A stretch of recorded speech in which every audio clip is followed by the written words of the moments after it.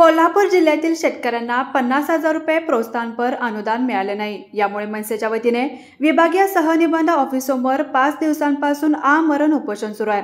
आंदोलकांच्या तब्येती खालवत असल्याने आंदोलन तीव्र होणार असल्याची स्थिती सध्या पाहायला मिळत आहे।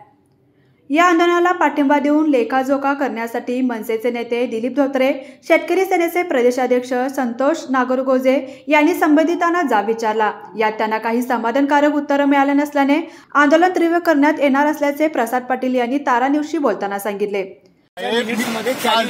कालचं नाही, आम्ही 7 दिवसापूर्वी उपोषणाला बसायच्या अगोदर बरोबर आहे का नाही, 8 दिवसापूर्वी मला निवेदन दिलं नाही। मग त्या 8 दिवसाचं निवेदन आम्ही दिलं, तुम्ही त्या संस्थेला ह्याला कुणाला पाठवलं, साळव केला, साळव केलं, त्या कवड्याकडे दिलं काय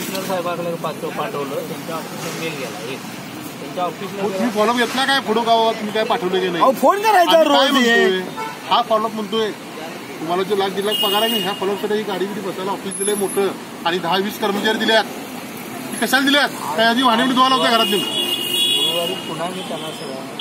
गुरुवारचं बोलत नाही, हे शुक्रवारचा विषय साहेब, आम्ही आंदोलनाला बसलो त्याच्या आधी दिवशी बोलत नाही। आम्ही ज्यावेळी निवेदन दिलं तुम्हाला इशारा दिला की बाबा 8-7 दिवसांचं बसणार, त्यानंतर आम्ही 12 दिवसांचं उपोषणाला बसलो। त्या 12 दिवसात तुम्ही काय केलं एवढं विचारतो मला, आता पाटील दुसरा काही उत्तर देऊ नका, तेवढंच फक्त बोला।